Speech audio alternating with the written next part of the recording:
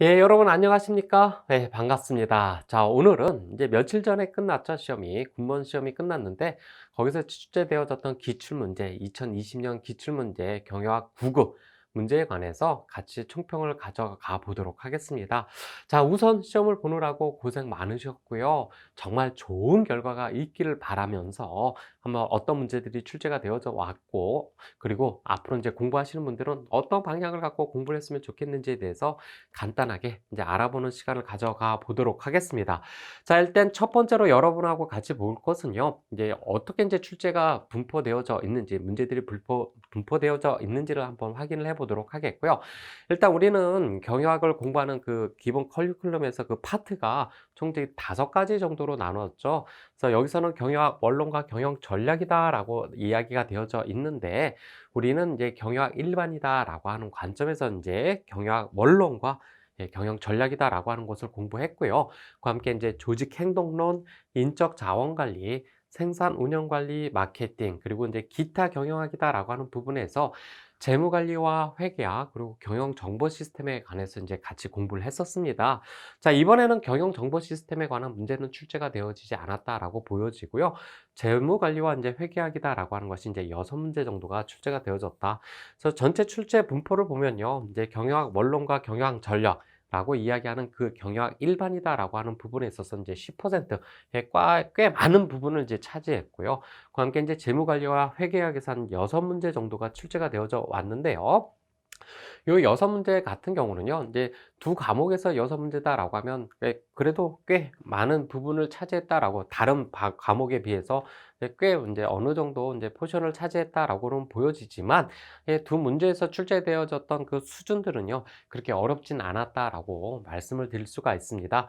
그래서 전체 출제 분포도는요. 이제 이렇게 이루어졌다라고 볼 수 있고요. 좀 특징적으로 볼 수 있는 것이 이제 인적 자원 관리에 관한 부분들의 문제는 출제되어지지 않은 걸로 이제 보여진다라고 이야기 드릴 수가 있습니다. 그래서 전체 이제 출제 분포도는 이렇게 2020년도는 이렇게 이루어졌구나라고 하는 것을 확인해 볼 수 있고요. 그렇다라고 하면 이제 전체적인 그 총평은 어떠냐라고 말씀드리면요. 일단 이제 앞에 문제에서 그 출제 분포를 본 것처럼요. 경영학 일반, 경영학 원론과 그리고 경영 전략이다라고 하는 부분에 있어서 문제들이 꽤 많이 출제가 되어졌다. 거기에 묻는 문제들이 꽤 많이 출제가 되어졌다라고 볼 수 있고요. 그와 함께 이제 공부를 하시면서 많이 이제 힘들어 하셨던 것들 중에 하나가 계산 문제들이 이게 출제가 많이 되어지는 부분들에 대해서 이제 우리가 연습 문제과 연습 문제, 그리고 뭐 그동안의 기출 문제, 그리고 모의고사 그런 것들을 풀어보면서 연습 문제에 있어서의 그 계산 문제들을 꽤 어려워하시는 분들이 있었는데요. 이번에 되어진 문제는요. 계산 문제는 이제 회계학에서 이제 한 문제 정도가 출제가 되어졌고요. 그 문제도 그렇게 어렵지 않았던 문제였다라고 판단이 되어집니다. 그리고 함께 이제 문제들의 전반적인 그 내용들을 보면요. 막 내용들을 꼬아서 어렵게 이 답이 무엇이지라고 헷갈려 하는 문제보다는요. 그 충실하게 경영학이다라고 하는 것을 공부해 오셨다라고 한다면요. 그렇게 어렵지 않게 자기가 가지고 있는 그 기본적인 지식을 가지고 풀 수 있는 기본적인 개념을 묻는 문제들이 대부분 출제 경향을 이루어졌다라고 이야기가 되어지고요. 그중에서도 이제 몇 문제 정도는 좀 까다로웠던 문제들이 있습니다. 그래서 전체적인 그 출제에 대한 그 난이도를 보면요. 한 중중에서 중상 정도 되지 않았느냐라는 생각이 들고요. 꽤 많은 분들이 경영학에서 고득점을 이제 획득하지 않았을까라는 생각이 듭니다. 그래서 전체적인 총평은 이렇게 이루어졌다라고 말씀드릴 수 있고요. 그렇다면 이제 앞으로 이제 공부하시는 분들에게 경영학을 어떻게 공부했으면 좋겠느냐라고 이제 질문을 받고선요. 이제 말씀을 드려보면요. 일단 본 시험에선 한쪽에 경영학 일반이다라고 하는 부분에 있어서 좀 출제 비중이 높았죠. 그렇다고 해서 이제 내년에도 그렇게 한 부분에 이제 출제 경향을 높게 이제 출제되어지진 않을 거라고 생각이 들고요. 왜냐하면 지금 이제 군무원 시험이요. 이제 시험이 이제 보여지고선 사람들에게 공개되어진 것이요. 작년서부터 이제 2회 이제 두 번째로 이제 공개가 되어져 있는데요. 그래서 이것이 지금 이제 좀 맞춰가는 기간이기 때문에 여러 가지 난이도다 이런 것들이 이제 조금 이제 들쑥날쑥은 할 수 있습니다. 그와 함께 그 전체적인 문제에 대한 뭐 출제하는 데에 있어서의 그 분포도 한쪽에 좀 치우쳐질 수도 있고 그렇지 않을 수도 있는데 제 생각에는 전체적으로 분포 문제 우리가 5파트로 이야기를 했었죠. 경영 일반서부터 시작해서 재무관리 그리고 회계까지 이루어지는 그 전체 분포에 관해서는요. 다음 다음부터는 그것에 대한 포션들이 좀 일정한 비율로 가져가지 않겠느냐. 이번에는 인적 자원 같은 문제들이 출제되어지진 않았지만 다음번에는 그렇지 않고 제 생각에는 조금 이제 공평하게 균등하게 출제 그 포션들이 가져가지 않겠느냐라는 생각이 들고요. 그렇기 때문에 여러분께서 경영학을 공부하신다라고 한다면요. 한 부분에 치우치지 마시고요. 조금 골고루 각 분야들에 대해서 시간 분배나 여러 가지 이제 노력들을 분배시켜서 공부를 하시는 것이 더 효과적이고 효율적이다라고 생각이 듭니다. 그와 함께 이제 경영학을 공부하시면서 가장 어려워하시는 것들이요. 경영학이다라고 하는 것이 A다, B다라고 하는 양분으로 나눠서 이야기되어지는 이론들이 아니라 이쪽에도 맞을 수 있고 때로는 이쪽에서도 맞을 수 있는 어떤 상대적인 개념들을 가지고 있죠. 그렇기 때문에 경영학을 공부하는 데 있어서 전체적인 흐름에 있어서 그 구조를 갖고 그리고 어떤 스토리텔링을 가지고서 공부하시는 것들이 물론 암기도 필요합니다. 필요하긴 하지만 그러한 구조를 가지고 공부하는 것이 무척 중요하다라고 말씀을 드릴 수 있습니다. 그래서 단순 암기 형태뿐만 아니라 전체적인 경영학이다라고 하는 그 구조를 갖고 이해를 하시는 형태로 공부를 하셔야만 좋은 점수를 그리고 또 효과적인 공부 방법이 되지 않을까라는 생각이 들면서 앞으로의 그 수험 대책, 이제 앞으로 시험을 보시는 분들은 이런 부분들을 염두에 두시고 공부를 하시면 좋겠다라고 말씀드릴 수 있습니다. 자, 그러면 이렇게 해서 전체적으로 총평이다라고 하는 것과 그리고 이제 출제 분포 그리고 수험 대책에 대해까지 우리가 이야기를 했고요. 그러면 이제 실질적으로 문제를 보면서 어떤 문제가 출제가 되어졌는지를 한번 확인을 해 보도록 하겠습니다. 자, 1번 문제를 보면요. 1번 문제는요. 다음 중에서 일정 기간 내에 생산의 절대량이 증가할수록 제품 또는 제품을 생산하는 단가가 저하되는 형상으로 설명하는 것으로 가장 옳은 것은 이라고 나와 있고요.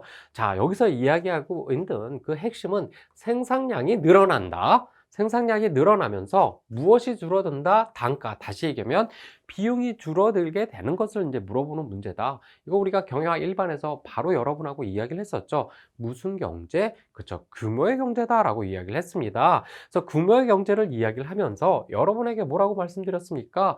규모의 경제다라고 하는 것은 대량 생산을 한다라고 하는 관점으로만 들어가는 것이 아니라 대량 생산을 함으로 인하여 무엇이 떨어지더라? 그죠? 비용이 떨어지더라 라고 하는 관점으로 이야기를 했었죠. 그래서 이 규모 경제에 관해서 물어보는 문제다라고 말씀을 드릴 수 있고요.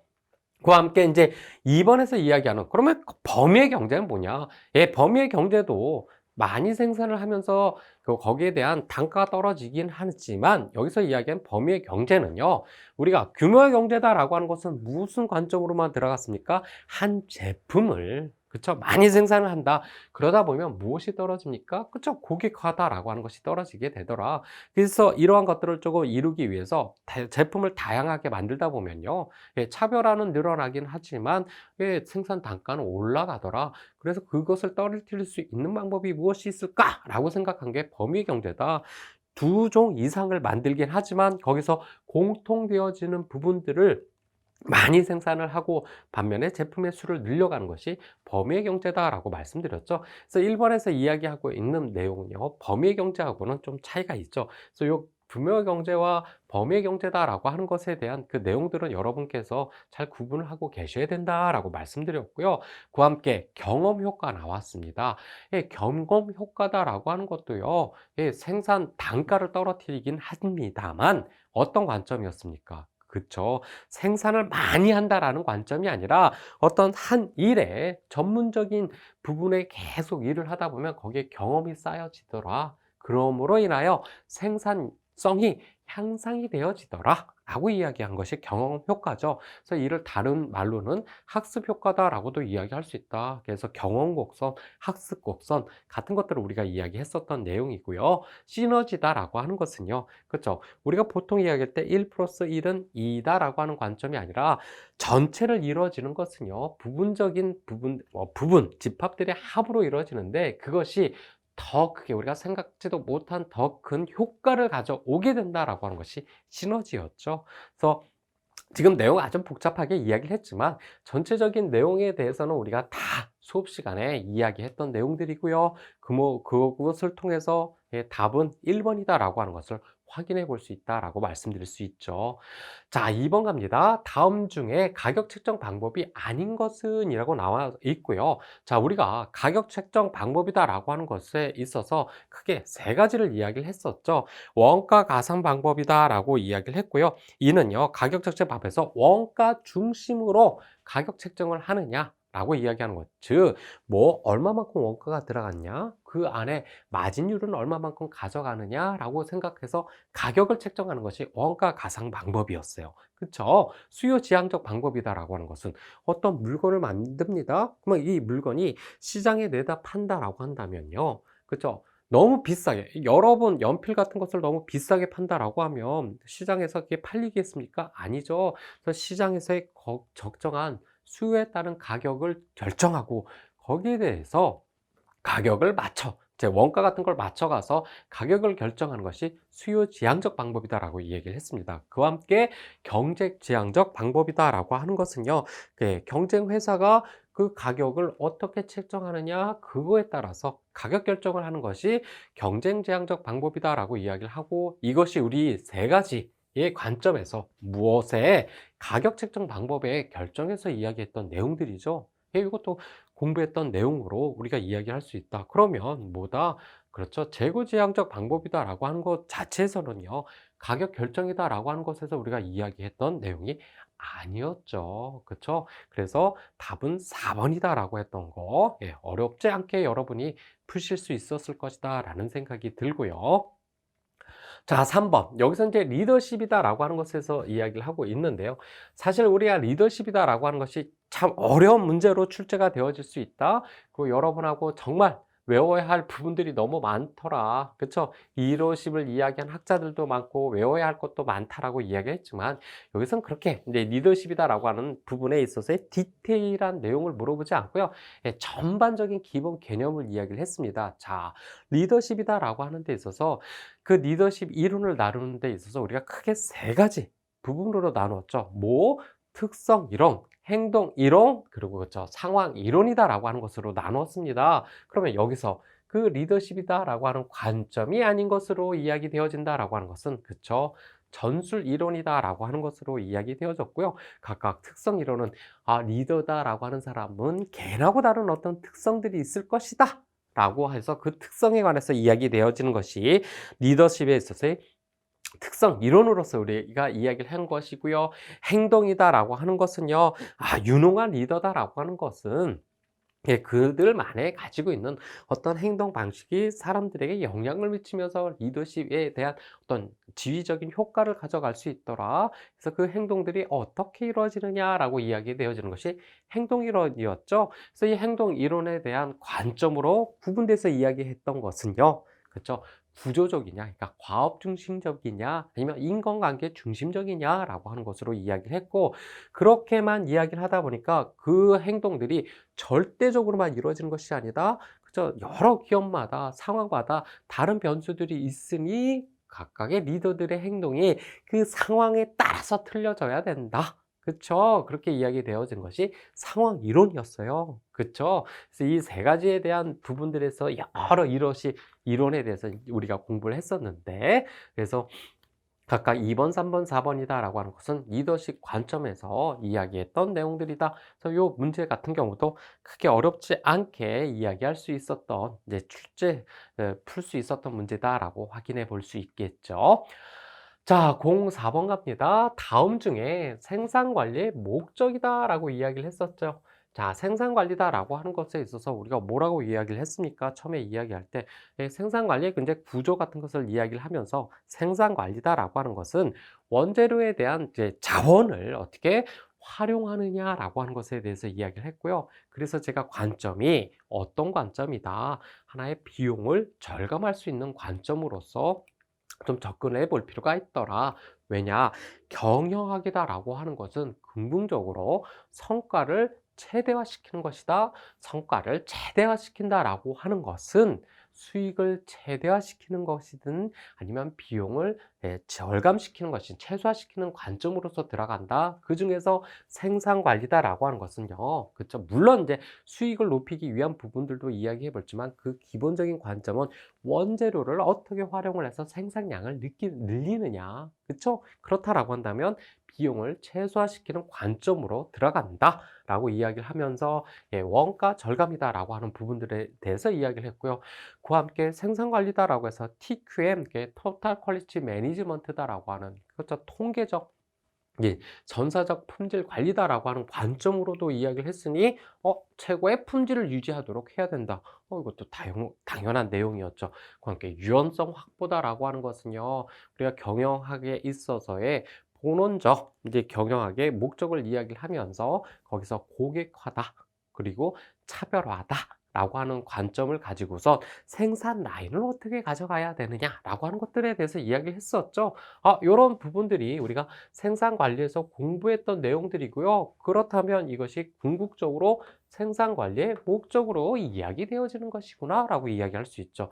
반면에 촉진 나왔습니다. 그러면 여러분 이거 어디에서 이야기를 했어요? 그렇죠. 마케팅에서 포피다라고 하는 것은 마케팅 믹스라고 하는 데서 프로덕트, 프라이스, 프로모션, 플레이스라고 하는 것에서 이야기를 했었죠. 그 안에서 프로모션이다라고 얘기하는 촉진이다라고 하는 부분에서 이야기했기 때문에 요는 생산 관리에서 이야기하는 내용들이기보다는 어디에서 그쵸? 마케팅에서 더 적절한 내용이었구나라고 하는 것을 확인해 볼 수 있다라고 말씀드릴 수 있죠. 자, 계속적으로 공급 살승 관리에 관한 부분은 이야기되어져 있고요. 이 공급사슬 관리다라고 하는 것도 어디에서 생산 운영 관리에서 우리가 이야기를 했었죠. 자, 공급사슬 관리다라고 하는 것을 이야기를 한다면 여러분이 무엇을 생각을 해야 됩니까? 책직 효과다라고 하는 것도 같이 연결시켜서 생각을 해야 된다. 그 책직 효과다라고 하는 것은 무엇으로 그죠? 점점 상위 흐름에서부터 하위 흐름으로 가는데 정보의 순서는 어디에서부터 이루어진다? 물건의 순서는 원재료, 즉 상위 스트림서부터 하위까지 이루어지지만 정보에 대한 흐름은 어디에서부터 그쵸? 고객에서부터 이루어지게 된다. 그렇기 때문에 각각의 변동폭이 상위로 갈수록 점점 그 변동폭이 커지게 되는 것을 책직 효과다라고 이야기를 했고요. 이러한 책직 효과가 발생되어지게 되는 원인들을 이야기를 하면서 이 원인이다라고 하는 것이 궁극적으로 그쵸?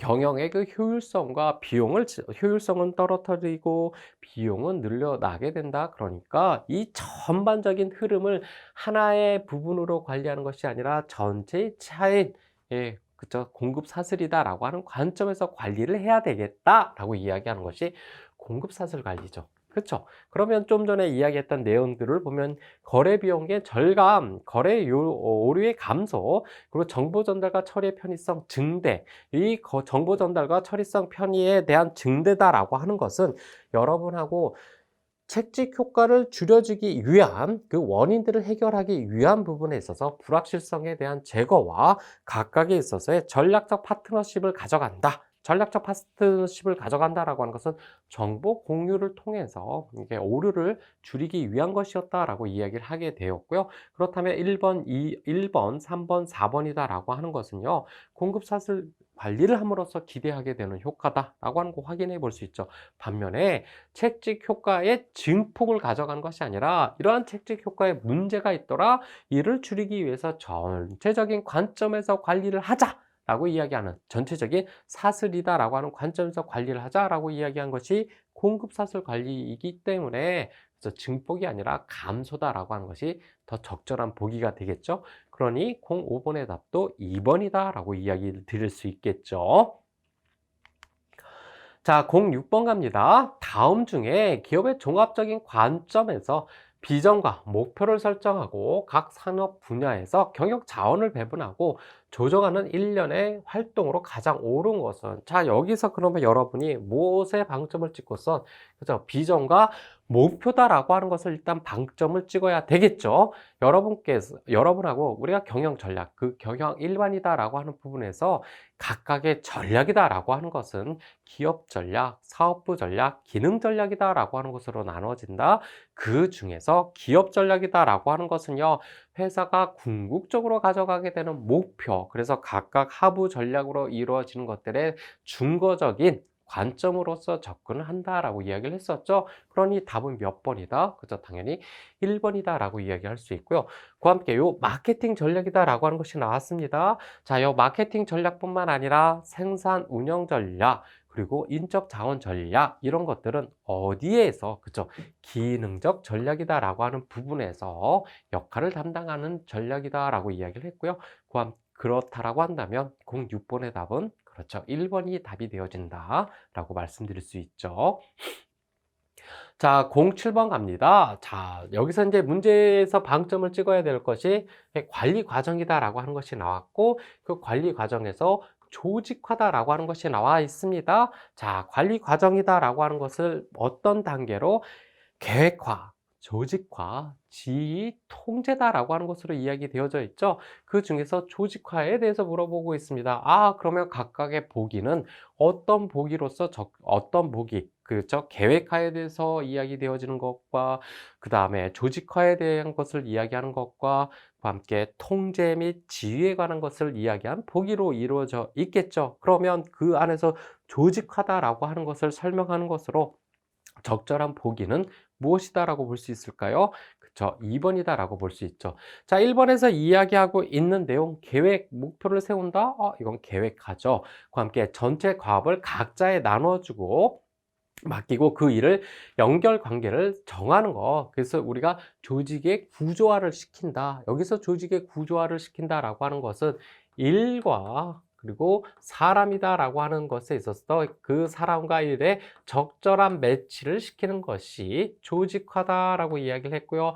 그렇기 때문에 인적 자원을 최적 배분하려고 노력하는 것이 조직화다라고 이야기를 했었죠. 그러니까 2번이다라고 하는 것이 맞는 이야기다라고 말씀드릴 수 있고요. 과업이 계획대로 실행되었는지를 살펴보고, 무슨 관계입니까? 그죠? 통제다라고 하는 부분에서 이야기되어지는 것을 이야기하죠.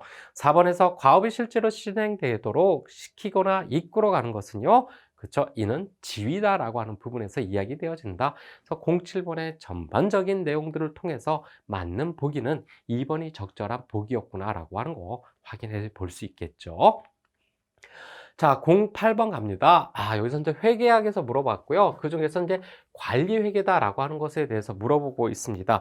자, 우리가 회계다라고 하는 것에 있어서 크게 두 가지 관점에서 회계를 이야기한다. 재무회계적 관점과 관리회계적 관점이다라고 이야기를 했었죠. 일단 회계다라고 하는 관점을 우리가 어떤 의미로서 접근을 하느냐, 그 기업이 있고요. 아니면 뭐 투자자들, 여러 이해관계자들이 있죠. 그 사람들에게 그 정보 이용자다라고 이야기를 했죠. 그 사람들에게 적절한 정보를 제공하기 위해서 또 화폐의 가치로서 기록하게 있는 것이 회계다라고 이야기를 했고요. 그렇다면 이 회계에서 그 정보 이용자가 기업 내부에 있느냐, 외부에 있느냐라고 하는 것에 따라서 재무회계냐 아니면 관리회계냐라고 이야기를 했죠. 그러면 여기서 이야기하는 관리회계는 그 정보 이용자가 누구에게 있다? 내부에 있는 정보 이용자에게 제공되어지는 회계다라고 이야기를 했죠. 그러면서 재무회계와 그렇죠. 관리회계의 그 차이점에 대해서 이야기를 했고요. 재무회계다라고 하는 것은요. 세계에 있는 어떤 사람들, 외부 정보 이용자들에게 그 정보를 제공해야 줘야 되기 때문에 일정한 규칙과 그리고 어떠한 상황이다라고 하는 것이 아주 타이트하게 이루어져 있다라고도 이야기를 했죠. 반면에 관리회계다라고 하는 것은요. 내부 정보 이용자들이기 때문에 회사의 내부에 있는 사람들은 그쵸, 나름 잘 그 회사 내부 사정들을 이해하고 있기 때문에 그렇게 타이트하거나 어떤 그 유용한 정보를 제공하는 데 있어서 규칙들이 까다롭진 않다라고 이야기를 하고 있었죠. 자, 그러면 이런 내용들을 가지고서 이야기해 보면 기업의 외부 이해관계자들에게 필요한 정보를 제공한다. 외부 이해관계자에게 필요한 정보를 제공하게 되는 회계는 무슨 회계? 재무회계다. 그러니까 답은 1번이다. 그러면 나머지 2번, 3번, 4번이다 라고 하는 것은 관리회계에서 우리가 이야기했던 내용들이구나 라고 하는 것을 확인해 볼 수 있겠죠. 자, 9번. 다음 중에 안정성 비율로 옳지 않은 것은 이라고 이야기를 하고 있습니다. 자, 우리가 이 안정성 비율이다 라고 하는 것은 우리가 경제 분석이다 라고 하는 데 있어서 수익성, 안정성, 여러 가지 그 네 가지와 기타 재무 비율이다 라고 하는 것을 이야기를 했었죠. 그 중에서 안정성 비율이다 라고 하는 것은요, 기업이 안정적으로 기업 경영 활동 을 하고 있는지를 판단하기 위해서 따져보는 경쟁성 지표다라고 이야기를 했고요. 이런 안정성 부분에 있어서 분석을 통해서 이야기했던 것이 부채 비율, 유동 비율, 당좌 비율 같은 것들과 함께 이자 보상 비율이다라고 하는 것이 있었죠. 아, 이 세 가지는 안정성 비율에서 우리가 이야기했다. 그러면 자본 이익률이다라고 하는 것은요, 어디서 그죠? 수익성 분석에서 이야기를 했죠. 그렇기 때문에 9번에 있는 답도 4번으로서 이야기한 내용이고요. 9번도 우리가 뭐 부채 비율은 어떻게 구하느냐, 그리고 실질적인 부채 비율에 대한 값은 어떻게 되느냐라고 하는 것들은 아주 복잡하게 우리가 계산하면서 공부를 했지만, 처음에 총편에서 이야기했던 것처럼 기본 개념들을 이해하고 하고 있느냐라고 하는 것으로 여기서도 물어보고 있는 문제였구나라고 하는 것을 확인해 볼 수 있고요. 그래서 09번의 답은 4번이다 라고 말씀드릴 수 있죠. 자, 10번입니다. 제품 포트폴리오에서 BCG 매트리스. 요 BCG 매트리스와 G 매트리스다라고 하는 것은 여러분께서 잘 구분을 하고 계셔야 된다라고 말씀드렸고, 그 BCG 매트리스다라고 하는 데 있어서 일단은 그 매트리스를 만든다라고 하면 그 기준들이 있고요. 그 기준들을 어떤 기준을 가지고 갔느냐? 그쵸? 각각에 있어서 시장 성장률과 시장 점유율, 여기서 이야기하는 시장 점유율은 상대적 시장 점유율이다라고 이야기를 했죠. 그래서 네 가지에 대한 부분들을 우리가 나누었죠. 그래서 여기는 물음표, 별, 현금, 젖소, 개, 너그다라고 하는 것으로 이야기를 했고요. 그 각각에 있는 부분들을 지금 물어보고 있는 문제죠. 그래서 별은 어떤 내용이냐, 현금 젖소는 어떠냐, 개는 어떠냐, 물음표는 어떤 내용이냐라고 하는 것에 있어서 여기는 무엇에 대해서 시장, 그쵸, 성장률, 여기는 상대적 시장 점유율이다라고 하는 관점에서 이야기를 했죠. 그러면 각각 보기에서 몇 번? 2번을 보면요. 시장 점유율도 낮지만 시장 성장률은 높은 제품이다. 아니죠. 시장 점유율과 성장률이 있는 부분에 있어서 점유율은 상대적 시장 점유율은 높지만 시장 성장률은 낮은 제품으로 이야기되어진 것이죠. 그러니까 답은 2번이다라고 말씀드렸고요. 요 내용들 꼭 요 표 꼭 외우고 계셔야 된다라고 말씀드렸죠. 그래서 요런 이제 BCG 매트리스나 어떤 매트리스가 나오면 일단은 문제 풀기 전에 요런 그림이 있는 것들을 한번 그려 놓고선 푸는 것도 효과적으로 실수하지 않는 방법이다라고 말씀드렸죠. 그래서 답은 2번이다라고 하는 거 어렵지 않게 여러분이 푸실 수 있었던 부분이다라고 말씀드릴 수 있고요. 자, 11번 갑니다. 법인세 비용 차감 이후에 이익으로 가장 옳은 것은 이라고 나와 있습니다. 자, 여기서 당기순이익, 매출총이익, 영업이익, 법인세 비용 차감 전 순이익 이른다라고 얘기했는데, 자, 제가 그 당기순이익을 넷 인컴이다 라고 이야기를 하면서 이 넷 인컴은 어떻게 나타나느냐 라고 하는 것들도 이야기를 했었죠. 답이 몇 번입니까? 그쵸? 당기순이익이다 라고 하는 것 답으로 이야기되어지는 것이죠. 그래서 단기 순이익이다라고 하는 것은요, 어떤 전체적인 비용이 있는 것에서 각각에 있어서의 특별 이익과 특별 손실 같은 것을 빼고 그와 함께 법인세 비용이다라고 하는 것까지 차감시켜 준 후에 순수하게 얻게 되는 이익이다라고 이야기를 했었죠. 자, 매출 총이익이다라고 하는 것은 어떻게 이야기되어진다라고 이야기를 했습니까? 매출액에서 매출 원가를 빼서 이제 계산을 한다. 이게 매출 총이익이다라고 이야기를 했고요. 영업이익은 이 매출 총이익이다라고 하는 데 있어서 영업으로 들어가는 그죠 판관비 같은 거 있죠. 판매 및 관리비 같은 것들을 차감시켜주면 영업이익이다라고 이야기를 하면서 각각의 일을 어떻게 구하는지에 대해서 이제 우리가 많이 문제도 풀어봤고요. 그 순서적으로 어떤 관계가 있는지에 대해서도 이야기를 했었죠. 그래서 1번이다라고 이야기를 할 수 있고요. 법인세 비용 차감정 순이익이다라고 하는 것은요. 이건 말 그대로 영업이익서부터 시작을 해서 쭉 비용들을 차감을 했습니다. 그리고 나서 법인세는 가장 제 마지막으로 차감하게 되는 내용인데요. 그 법인세를 차감하기 전에 있는 순이익이다라고 이야기를 한다라고 말씀드릴 수 있고요. 여기에서 법인세 비용 차감 전 순이익에서 법인세를 차감하면 무엇이 나타납니까? 그죠? 당기 순이익이 나타나죠. 그래서 이제 11번에 있는 전반적인 내용들은 이제 이러한 내용들로 구성이 되어져 있고요. 그와 함께 11번의 답은 몇 번이, 그쵸? 1번이 답이 되어진다라고 말씀드릴 수 있겠죠. 자, 12번입니다.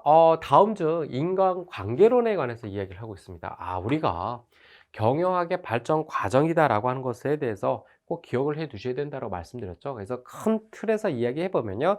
과학적 관리법, 그러니까 테일러의 과학적 관리법과 호선 연구다라고 하는 것에서 인간관계론과 그리고 상황 이론이다라고 하는 것이 경영학의 발전 과정으로 이야기를 했죠. 그래서 중간에는 뭐 시스템 이론과 계량 경영학이다라고 하는 것이 있었지만 그 세 가지 큰 틀은 꼭 기억을 해 두셔야 된다라고 말씀드렸죠. 그래서 인간관계론이다라고 하는 데 있어서 후손 연구에 어떤 복잡한 내용들을 물어보고 있지는 않고요.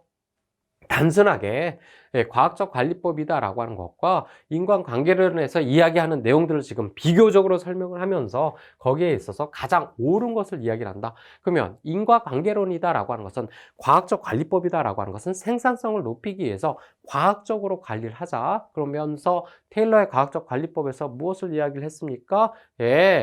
뭐에 관해서 그렇죠? 차별적 성과급제다라고 하는 것을 통해서 그쵸. 어떤 생산성을 놀리는 부분에 있는 그 유인 요인으로 사용을 했다라고 이야기를 했죠. 그러니 1번과 2번이다라고 하는 것은 무엇에 따라서 그쵸. 과학적 관리법이다라고 하는 고전적 접근법에 관해서 이야기를 하는 것이고요. 4번이다라고 하는 것은 상황 이론. 이 상황이다라고 하는 것은 각 회사들이 처해져 있는 상황들이 다 틀리더라. 그렇기 때문에 동일하게 접근하는 것이 아니라 그런 상황 변수다라고 하는 것을 통해서 적절하게 접근을 해야 된다. 그래서 여기서 우리가 이야기하는 그 상황이다라고 하는 것을 기술이냐 환경이냐라고 하는 것으로 구분돼서 이야기를 했었죠. 그러니까 4번은 상황 이론이다. 그러면 답은 몇 번이다? 3번이죠. 3번이다라고 해서 비로소 인간관계에 대해서 그 심리적 영향이다라고 하는 것이 생산성을 높이는 데 중요하게 작용이 되어지더라. 그와 함께 무엇을 확인할 수 있었다? 비공식 집단의 존재다라고 하는 것과 그 비공식 집단의 중요성이다라고 하는 것을 확인해 볼 수 있었다. 인간관계론인 호선 연구에서 그렇죠. 그 부분에 대해서 이야기를 하고 있는 것이니까 답은 3번이다라고 말씀드릴 수 있죠. 자, 13번 갑니다. 기업의 사회적 책임, 그러니까 커럴이 얘기한 사회적 책임이다라고 하는 데 있어서 네 가지 단계에 대해서 이야기를 했었죠. 그래서 경제적 책임, 법적 책임, 윤리적 책임, 자성적 책임이다라고 하는 그 단계로 이야기를 했는데 그 유형에 대한 설명조 틀린 것은 이라고 나와 있습니다. 그래서 1번에 경제적 책임이다라고 하는 것은 이유를 창출하는 것으로 가장 기초적인 수준의 사회적 책임이다라고 이야기했고요. 이건 당연하다라고 얘기했죠. 왜? 기업이다라고 하는 그 어떤 존재 이유는요. 가장 기본적으로 누구의 부를, 그렇죠? 주주의 부를 극대화시킨다. 그렇기 때문에 그 기업은 이익을 극대화시키는 데 있어서의 책임을 가져간다. 그것이 경제적 책임이고요. 이 안에서 그 이익을 극대화시키는 데 있어서 법적인 문제가 아닌 다른 부분들을 사용해서 그렇죠? 편법들을 사용해서 이익을 극대화시킬 수 있죠. 그러니까 그런 책임을 가져가면 안 된다. 그러니까 뭐다? 법을 준수해야 된다라고 이야기하는 것이 법적 책임이었죠. 그와 함께 이러한 법적 책임만 지켰다라고 해서 사회의 구성으로, 그러니까 인간이다라고 하면요, 법으로 규정되어져 있는 것 외에도 무엇에 인간으로 지켜야 할 도덕적, 윤리적인 책임들이 있더라. 기업도 마찬가지다. 너네 법만 지켰다라고 하는 것으로 끝나는 것이 아니라 그죠? 기업이다라고 하는 그 사회 구성원으로서, 구성체로서 이 일을 해 간다. 어떤 영업 활동을 한다라고 하면 거기서 윤리적인 부분들을 지켜야 된다라고 해서 그것에 대한 책임을 이야기하는 것이 윤리적 책임이죠. 그래서 좀 전에 여러분하고 이야기한 것이 이런 법적 책임으로 규정되어져 있지 않지만 당연히 윤리적이고 도덕적인 부분에서 지켜야 할 부분들을 지키자라고 이야기하는 것이 윤리적 책임이다. 그러니까 요 내용 꼭 기억해 두셔야 된다고 얘기했죠. 윤리적 책임이다라고 하는 것은 법적 책임이 있지 않지만 윤리적으로 지켜야 된다라고 이야기를 한 것이기 때문에 답은 3번이다라고 이야기를 할 수 있고요. 그 안에서 더 이제 확장시켜서 사회에 이바지한 훌륭한 기업에 대한 이미지를 시민이 갖도록 하는 것이 자선적 책임이다라고 이야기하고, 그래서 13번의 답은 몇 번이? 3번이 답이다라고 말씀드릴 수 있죠. 자, 14번 갑니다. 조직 내부에서 지식을 증폭시키고 발전시키는 과정에 대한 설명 중 가장 옳지 않은 것은? 이라고 나오면서 이것은 우리가 뭐에 관해서, 그쵸, 새끼 모델이다라고 하는 부분에서 이제 이야기했던 내용이죠. 요 새끼 모델은 지식 경영이다라고 하는 것에서 우리가 이야기했고요. 그 안에서 요런 표 기억하셔야 된다라고 얘기했죠. 그러면서 제가 사표 연결화, 언능, 내면화, 네라고 이야기하면서 사회화다라고 하는 것은 여기서 이제 소셜리제이션이다라고 해서 이식, 공동하다라고 했죠. 그래서 개인의 암묵지가 그래서 다른 개인의 암묵지로 들어가게 되는 것을, 그리고 표면화다라고 하는 것은 그렇게 형성된 암묵지가 형식지로 가게 되는 것. 그와 함께 형식지가 형식지로 가고 형식지가 다시 개인의 암묵지로 가게 되는 이러한, 그렇죠, 순환 과정을 가지게 된다라고 이야기했던 것이요. 새끼 모델이었다라고 이야기하면서 지식 경영에서 이야기할 때 이 새끼 모델을 이야기해서 이게 순서대로 가는다라고 해서 지식에 대한 창출과 공유는 왜 어떤 순서로 이루어진다라고 하지만 이것은 동시에 이루어진다라고 하는 그 부분까지도 기억을 해 두셔야 된다라고 얘기하면서 요 각각의 내용들도 꼭 확인을 하고 계셔야 된다라고 말씀드렸죠. 그러면요. 자, 이식, 우리가 사회화다라고 이야기한 것은 각 개인들이 가진 형식지를 조직 안에서 서로 나눠가는 과정이다라고 이야기를 하고 있고요. 이런 내용들에서 보면요. 옳지 않은 것이다. 왜 이것이 아닙니까? 조직의 내부에서 나눠간다라고 하면 조직 내부에서 그것이 뭐가 됐다는 얘기입니까? 공식화가 된다라고 얘기했죠. 그런데 제가 뭐라고 얘기했어요, 여기서? 개인의 암묵지가 다른 개인의 암묵지로서 역할을 담당한다라고 얘기를 했던 것이죠. 그러니까 1번이, 그렇죠, 이거 잘못된 보기였구나 라고 하는 거 확인해 볼 수 있겠죠. 그와 함께 표출화, 그리고 통합화, 연결화, 내재화, 이러한 내용들에 대한 부분들은요, 우리가 확인했던 내용들로 쉽게 체크해 볼 수 있었던 내용이고요. 그래서 14번의 답은 1번이구나 라고 하는 거 확인을 해 볼 수 있겠죠. 자, 목표에 의한 관리, 그쵸, 목표관리법, MBO라고 이야기를 하면서 요 MBO에 관한 이제 구성 요소들에 대해서 이야기를 하기 전에 무엇을 먼저 이야기했습니까? 이건 우리가 계획하다라고 하는 데서 이야기를 먼저 했죠. 하지만 목표관리다라고 하는 것은 단지 계획하에서만 이야기되어지는 것이 아니라, 그쵸, 인적 자원 관리에서도, 그리고 그 외의 부분에서도 이제 활용이 되어지는 내용들이다라고 이야기를 하면서 뭐가 중요하다? 목표 관리다라고 하는 것은 계획이 세워졌죠. 어떤 목표가 세워졌어요. 그렇다면 이 목표를 통해서 무엇이 이루어집니까? 성과가 이루어지죠. 그렇죠. 그랬을 때 이 목표와 성과에 대한 관계를 보면 어떤 갭이 생겨서 목표를 이루지 않을 수도 못할 수도 있더라. 그래서 뭐 하더라? 이 성과를 계획에 맞춰 가도록, 그렇죠, 해야 된다. 그래서 이 계획이 애초에 생겨진 계획은 뭐 하지 않는다? 변경시키지 않는다라고 하는 것으로 이야기를 했었죠. 그래서 이 계획이다라고 하는 것이 조직 측면에서 이루어지게 되면 이게 구체화되지 않기 때문에 어디로 끌어내리자, 그죠, 집단이다라고 하는 부분에서 끌어내려서 계획을 세우자라고 이야기했고, 그 안에서 목표에 대한 구체성과 그리고 종업원의 참여와 그리고 피드백이다라고 하는 것이 각각의 핵심 요소로 이야기되어지는 것이다 라고 말씀드렸죠. 그와 함께 자, 1번에 목표의 난이도다라고 하는 것은 사람들에게 목표를 심어준다라고 하는 것은요, 그 목표다라고 하는 것이 사람들이 성과를 이루기 위해서 뭐 하더라? 난이도다라고 하는 것을 낮게 내면 성과들이 잘 이루어지니까 사람들이 좋아지지만 그게 궁극적으로는 조직의 입장에서 좋지 않더라. 그래서 목표를 설정할 때는 약간 어려운 난이도다라고 하는 것으로 접근을 해야 된다. 그러니까 성공 요건에서 이 난이도다라고 하는 것이 중요하구나라고 이야기를 했었고요. 계획이다라고 하는 것이요, 구체적이지 않고 일반적인 것들을 구체적이고 일반적이면서 단계 형태로 목표를 가져가야 된다라고 얘기했으니 이는 구체성이죠. 그와 함께 목표의 수용성이다라고 하는 것은요, 여기서 우리가 참여다라고 하는 것이 있죠. 보통 목표다라고 하는 것은 누가 세운다? 경영자들이 세우더라. 그렇기 때문에 그 세워진 목표를 일반적으로 이제 종업원들은 그 하위에 있는 사람들 따라와야 되는데, 그러다 보니 뭐하다? 따라오는 사람들이 뭐 하더라? 그죠? 반감을 가질 수도 있더라. 그래서 그 부분을 높여주기 위해서 그죠? 일정 부분 종업원들을 참여시키자.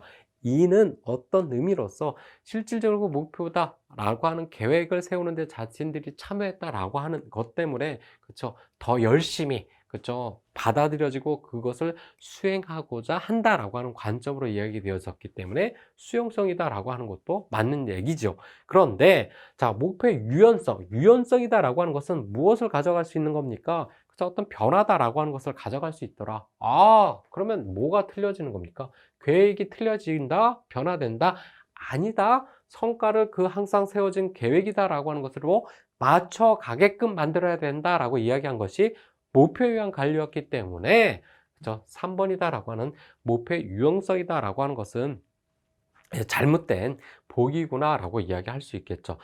자, 요런 문제들이요, 무척 간단한 내용들이긴 하지만 여러분들이 단순 암기 형식으로 목표 관리는 뭐다, 거기에서 종업원에서 각각의 목표는 구체성을 가진다, 그리고 종업원을 참여시킨다, 그리고 거기에서 동시 관리인 피드백을 가져간다 라고 하는 형식으로만 외우다 보면요, 요런 문제들을 실수할 수 있습니다. 그 내용들이 어떤 구조를 가지고선 서로 연결시킬 수 있느냐라고 하는 데 있어서 그 접근법들이 틀려지기 때문에 여러분에게 말씀드렸던 것들이요, 그쵸, 경영학을 공부할 때 그 구조적인 그 흐름들을 이해를 하셔야 된다라고 말씀드린 이유가 이런 문제를 풀 때 나타난다. 그래서 15번의 답은 몇 번이, 그렇죠, 3번이 답이 되어진다라고 말씀드릴 수 있죠. 자, 6번 갑니다. 다음 자본 예산이다라고 하는 것이 나와 있죠. 경제성 분석에서 자본 예산을 가장 효과적이고 효율적으로 투자할 수 있는 부분들이 어디 있느냐라고 하는 것에 대해서 이제 자본 예산에서 이야기를 했고요. 거기서 우리가 이야기했던 이 5가지 방법들이 있었습니다. 순현재 가치법이다라고 하는 것과 내부 수익률법이다라고 하는 것, 회계적 이익률법, 그와 함께 각각 회수기간법과 수익성 지수법이다라고 하는 것을 이야기를 했죠. 그래서 할인 모형과 비할인 모형이다라고 하는 것으로 나눠서도 공부를 했고요. 각각에 있어서의, 그쵸, 그 개념적인 내용들을 막 이야기를 했는데, 여기선 그 의사결정, 그쵸, 분석 기준에, 경제성 분석 기준에, 투자의 경제성 분석에 옳지 않은 것은 어떤 것이냐. 그래서 그 5가지 중에서 선택되어지지 않는 것, 포함되지 않는 것은 어디입니까? 그렇죠. 선입선출법이다라고 하는 것이죠. 사실 이 선입선출법과 후입선출법이다라고 하는 것은 우리가 어디에서, 그렇죠, 재고관리 모형에서 재고에 대한 흐름을 어떻게 관리하느냐라고 하는 부분에서 우리가 회계학에서 이야기했던 내용이죠. 그래서 선입선출이다, 먼저 들어온 것이 먼저 나간다. 후입선출법이다, 나중 들어온 것이 먼저 나간다라고 하는 관점으로 접근을 했던 것이 선입선출법과 후입선출법에서 재고 관리에 관한 흐름에 관한 부분에서 이야기했던 내용들이기 때문에 16번은 답이 몇 번이다? 4번이 답이 되어진다라고 말씀드릴 수 있죠. 자, 17번 갑니다. 시장 세분화예요. 이 시장 세분화다라고 하는 것은 우리가 이제 마케팅에서 이야기할 때 STP 전략이다라고 하는 것에 대해서 이야기를 하면서 각각 세그멘테이션을 어떻게 가져가야 되느냐. 그래서 시장 내에 대한 동질성은 크지만 시장 바깥에 있었을 때 서로 시장 외에까지는 이질성이 커야 된다. 이런 이야기들을 했습니다. 자, 그러면 이 시장 세분화를 통해서 기대되는 효과는 무엇이냐? 그러면 첫 번째, 고객들의 욕구는 잘 이해할 수 있죠. 그렇기 때문에 시장 세분화를 한다라고 얘기를 했습니다. 마케팅 기회를 더 잘 발견할 수 있죠. 그와 함께 시장 세분화를 하면 할수록 비용 효율성이 높아진다. 자, 여기서 비용 효율성, 비용에 있어서 그 효율성이 높아진다라고 하는 것은 무엇을 이야기합니까? 그죠? 비용이다라고 하는 것이 덜 든다라고 이야기할 수 있는데, 문제는 시장 세분화가 많아진다라고 하면 우리가 뭐라고 얘기했습니까? 그만큼 관리할 시장들이 많아지게 되면 그만큼 많은 비용들이 들어갈 수 있다. 그렇죠? 그러니까 비용의 효율성이 높아지는 것은 아니다. 무엇이 애초에 그 시장이다라고 하는 것을 더 잘 이해하고 거기에 수익이다라고 하는 측면에 있어서 접근하는 것이 시장 세분화다라고 이야기를 할 수 있죠. 그래서 시장 세분화다라고 하는 것을 한도 끝도 없이 나누면 나눌수록 좋다? 아니다라고 얘기했죠. 왜? 시장 세분화를 많이 하면 많이 할수록 그만큼 광고도 다르게 해야 되고 관리하는 것도 많아지게 되고 그러다 보면 그만큼 많은 비용이 들기 때문에 그렇다라고 이야기를 하기 때문에 3번의 답은 적절하지 않다라고 이야기할 수 있죠. 그래서 기업이 동일한 소비자를 놓고 직접 경쟁하지 않아도 되므로 가격 경쟁이 완화될 수 있다라고 하는 것은 시장 세분화를 통해서 얻게 되는 그렇죠? 효과다라고 이야기할 수 있죠. 네, 그래서 17번의 답은 3번이다라고 볼 수 있죠.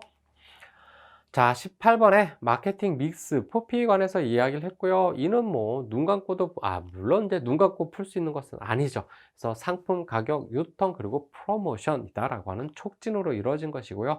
그래서 18번에 과정이다라고 하는 것이 적절한 것은 아니다라고 말씀드릴 수 있죠. 자, 19번 갑니다. 글로벌 경영의 필요성이다라고 하는 것에 대해서 이야기를 하고 있는데요. 자, 글로벌 경영이다라고 하는 것은요, 생산 및 어떤 판매나 어떤 지회사가 그 글로벌, 세계 전반적으로 퍼져 있는 회사들을 우리가 글로벌 경영이다라고 이야기를 했죠. 이렇게 글로벌 경영을 하게 되는 이유 중에 하나는 여러 생산 지역 및 아니면 시장을 뭐하기 위해서, 확보하기 위해서 들어간다라고 이야기할 수 있고요. 그리고 국내 산업에 있어서의 규제나 여러 가지 어려움이 이것들도 회피하기 위한 방법으로도 들어간다. 때로는 해외에서 조달하게 되는 원재료들이 쉽게 조달해서 만들기 편하게 될 때도 글로벌 경영이다라고 하는 것을 가져간다. 그래서 그럼 얘기를 해보면 1번, 3번, 4번이다라고 하는 것은 글로벌 경영을 가져가는 그 가장 기본적인 관점으로 이야기해 볼 수 있죠. 그런데 자, 지리적 다변화입니다. 지리적 다변화는 맞아요. 그렇죠? 세계 유수한 여러 이제 국가에 들어가기 때문에 그렇죠. 그런데 그것을 통해서 위험을 집중시키는 것이 아니죠. 다양하게 지역을 가져간다라고 하는 것은 그만큼 위험을 분산시키기 위한 것이다라고 이야기할 수 있고요. 그렇기 때문에 답이 몇 번이다. 2번이 답이 되어진다라고 말씀드릴 수 있죠.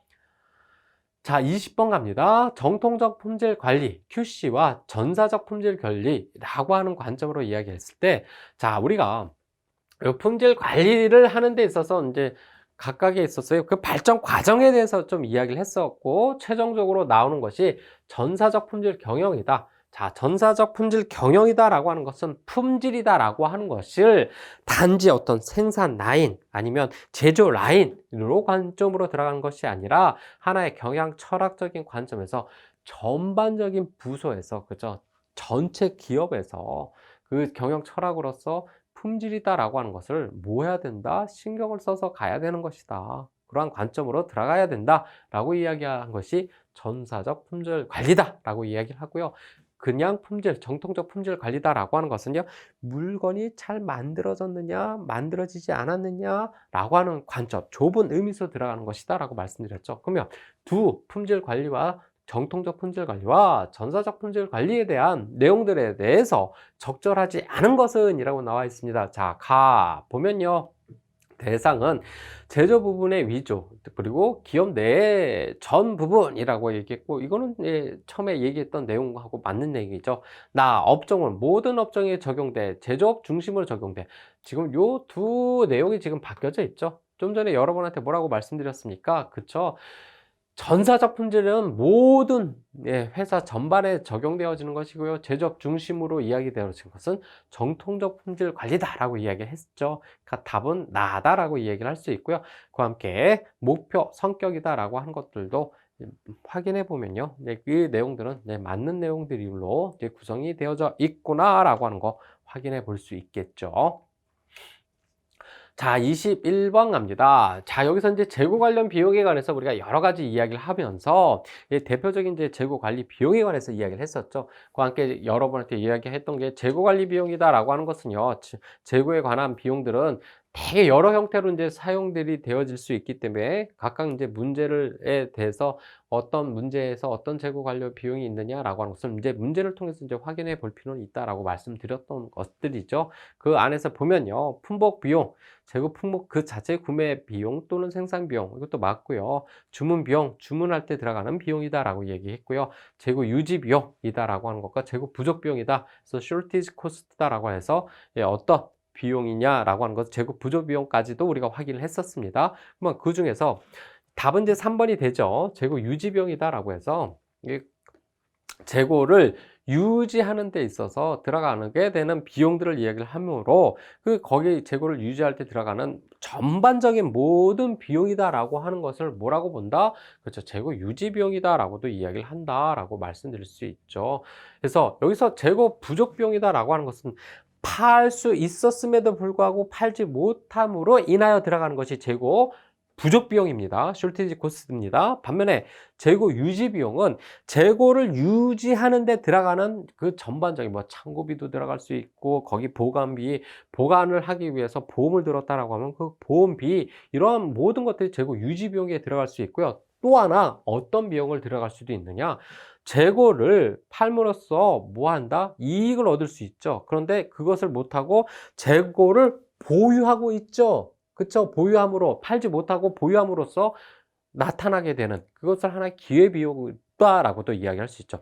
지금 재고 부족 비용과 요 기회비용은 느낌이 틀립니다. 재고 부족 비용은요, 어떤 사람이 왔어요. 와갖고, 이런 물건이 있습니까? 라고 했을 때, 이런 물건 지금 우리가 다 팔렸는데요. 죄송합니다. 라고 보내면, 팔 수 있었음에도 불구하고 못 팔므로 인하여 들어가는 비용이 재고 부족 비용이에요. 반면에 재고 유지 비용은 지금 이렇게 물건을 재고로 가지고 있어요. 근데 실질적으로 재고로 팔아야 함에도 불구하고 가지고 있음으로 있게 되는 비용이 들 수 있죠. 그렇죠. 그것은 재고를 유지함으로 인하여 들어가는 기회비용이다라고 이야기를 할 수 있죠. 그래서 이런 관점에서 이야기했을 때, 자, 3번에서 재고업 조업을 위한 생산설비의 가동 준비에 소요되는 요거는요, 가동 준비 비용이죠. 재고를 그러니까 조업을 위해서 들어가게 되는 그 재고 셋업 코스트다라고 얘기했었죠. 그래서 재고 유지 비용이다라고 하는 내용으로는 적절하지 않는 내용이고요. 그래서 21번의 답은 몇 번이 답이 되어진다? 3번이 답이 되어진다라고 말씀드릴 수 있죠. 자, 22번 갑니다. 시계열 분석 기법에 속하는 수요 예측 방법.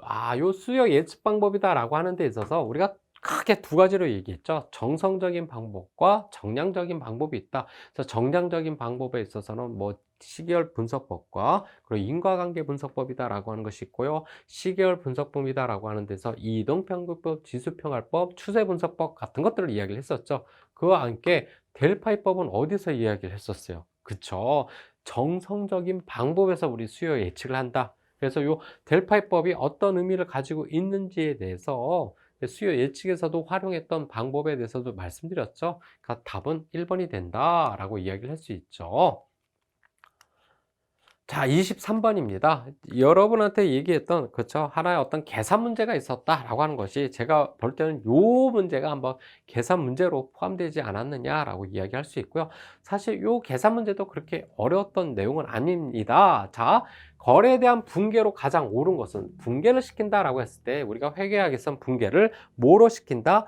복식 붕괴를 시킨다라고 얘기했죠. 복식 부기로. 그 복식 부기다라고 하는 것은 무슨 원리로 대차 평균의 원리다라고 얘기했죠. 그래서 무엇이 자산은 뭐와 부채와 자본이다라고 하는 것으로 나눠지고요. 여기에서 수익의 발생 그리고 여기에 비용의 발생이다라고 하는 것에선 이쪽으로 쓴다. 또 여기에 있는 부분은 이쪽으로 쓴다. 그래서 여기에 있는 것을 차변, 대변이다라고 하는 것으로 이야기를 한다. 그래서 이 차변에 쓰게 되는 내용들은 자산의 증가, 부채 감소, 자본의 감소, 비용의 발생일 때는 차변으로 쓴다.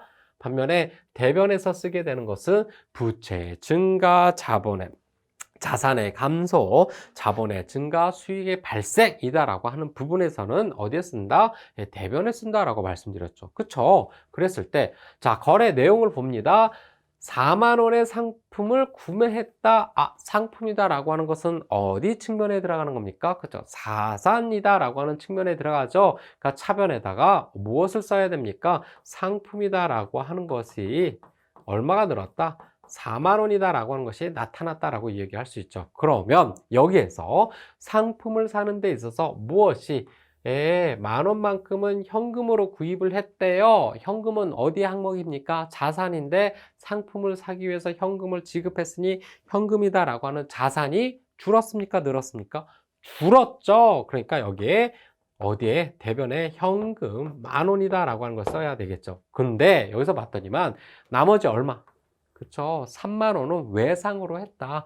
이 외상이다라고 하는 것을 우리가 뭐라고 얘기합니까? 매입 채무다라고 하죠. 외상이 증가했습니다. 이는 무엇이 빚이 증가했다? 무엇이 부채가 증가했다? 부채 증가는 어디? 대변이다라고 하는 부분에 있고요. 그래서 매입 채무다라고 하는 부분에다가 3만 원이다라고 하는 것을 쓰게 되죠. 그러니 이 분계대로 쓰여진 것이 몇 번입니까? 그쵸. 2번이다라고 이야기할 수 있고요.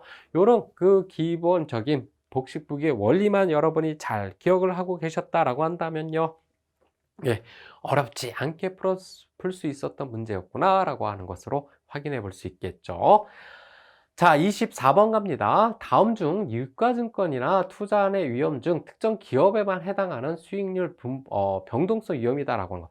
자, 여기 일단 위험이다라고 하는 것은요. 크게 무슨 위험과 체계적 위험이다라고 하는 것과 비체계적 위험이다라고 하는 것으로 이야기되어지죠. 그러면 체계적 위험이다라고 하는 것은요. 분산 불가능, 어디 시장 위험이다라고 해서 모든 기업에게 적용되어지게 되는 것이 체계적 위험입니다. 반면에 비체계적 위험이다라고 하는 것은 제거 가능한, 분산을 통해서 그 위험을 제거할 수 있는 위험이다라고 하는 것이요. 비체계적 위험이다라고 이야기했어요. 그러면 여기서 특정 기업에만이라고 이야기하면 이는 무슨 위험이다? 그죠? 비체계적 위험이다라고 이야기할 수 있겠죠. 그러면 포트폴리오 효과다라고 하는 것은 포트폴리오를, 그러니까 여러 자산들을 분산 투자를 함으로 인하여 위험을 해치시키는, 그 위험을 감소시키는 것이 포트폴리오 효과다라고 얘기했고, 여기서 포트폴리오로 얻게 되는 효과는 무슨 위험을 감소시키는 것이다? 그죠? 비체계적 위험이다라고 하는 것을 감소시키는 것을 이야기를 하고요. 그와 함께 3번의 병동계수다라고 하는 것은, 왜 병동계수다라고 하는 것은 우리가 어떤 두 집단 아니면 두 개를 비교를 하려고 하는데요. 비교를 한다라고 하면요. 그 비교를 할 수 있는 기준들이 뭐 해야 됩니까? 동일해야 되겠죠. 그런데 꼭 우리가 비교하게 되는 대상들이 비교할 수 있는 기준들이 동일합니까? 아니요, 동일하지 않아요. 그렇죠. 측정 단위나 여러 가지 계측들이 틀려질 수 있고요. 그래서 이러한 다른 단위를 서로 비교하기 위해서 거기에 대한 CV라고 하죠. 크리티컬 밸류다라고 이야기하면서 그것에 대한 그 동일한 그 기준을 가져가서 만들어져서 비교하려고 활용하는 것이 병동계수다라고 이야기할 수 있겠죠. 그래서 24번의 답은 4번이다라고 말씀드릴 수 있죠. 자, 25번. 야, 균형성과표. 카플란이 이야기하고 있는 이 균형성과표 꼭 기억을 해 두셔야 된다고 얘기했죠. 그래서 여러분하고 함께 요걸 뭐에 스코어 카드다라고 하는 것과 밸런스다라고 하는 것을 지금 나눠서 이야기를 했었죠. 스코어 카드다라고 하는 것은 어떤 네 가지 관점으로 얘기했습니다. 고객의 관점, 그렇죠? 그리고 재무적 관점, 그리고 프로세스 관점, 여기서 내부 비즈니스 프로세스 관점, 그리고 학습과 성장 관점이다라고 이야기를 했었죠. 그와 함께 그것을 통해서 무엇을 이루도록 한다? 균형을 이루도록 한다. 균형이다라고 하는 것은 계량과 비계량의 균형과 내부와 외부에 대한 균형과 그리고 미래와 과거적인 부분과 단기와 장기다라고 하는 그 균형을 이룬다라고 이야기를 했었죠. 그래서 요 BSC다라고 하는 거 잘 기억을 해 두셔야 된다라고 이야기했고, 떡히 문제가 나왔네요. 그러면 여기서 뭐 조금 전에 이야기했던 내용하에 포함되어지지 않는 것은요, 경쟁자 관점이다라고 하는 것이 들어가지 않았었죠. 이것도 여러분 어렵지 않게 풀 수 있었던 문제였구나라고 확인해 볼 수 있겠죠. 자, 여러분하고 이렇게 해서 전반적인 문제를 한번 봤어요. 자, 문제다라고 하는 것이 이제 이렇게 들어보니까 무척 평이했던 문제입니다. 예, 충분히 고득점을 받을 수 있었던 문제였다라고 이야기할 수 있고요. 또 하나, 요 우리 수업 시간에 다 공부했던 내용들입니다. 그쵸? 그래서 요런 내용들에 대해서 여러분께서 착실히 준비를 하셨다라고 하면 예, 크게 어렵지 않게 풀고 좋은 점수를 받을 수 있었을 거다라는 생각이 들고요. 그래서 이제 앞으로도 공부하시는 분들 보면요. 예, 전체적인 우리가 공부했던 내용들에서 지금 100% 출제가 되어졌습니다. 공부했던 내용에서요. 그렇기 때문에 충실하게 이제 경영학 공부를 하면요. 경영학 부분에서는 크게 어렵지 않게 문제를 잘 풀 수 있지 않았을까라는 생각이 듭니다. 예, 다시금 예, 지금 시험 공부를 하시는 동안에 고생 많으셨고요. 그리고 그러한 이제 결과에 대해서 자기가 원하는 만큼 결과가 안 나왔다 하더라도요. 예, 너무 예, 실망하시지 마시고 더 좋은 결과와 더 좋은 미래가 있을 것이다 라는 생각을 가지면서 정말 여러분의 앞으로의 길들을 제가 축복하면서 기대하면서 오늘 수업은 여기서 마치도록 하겠습니다. 자, 이로써 전체적인 2022년 9급 공무원 군수직 경영학에 관한 9급 공무원 경영학 문제에 대한 총평과 문제풀이는 마치도록 하겠습니다. 예, 수고하셨습니다.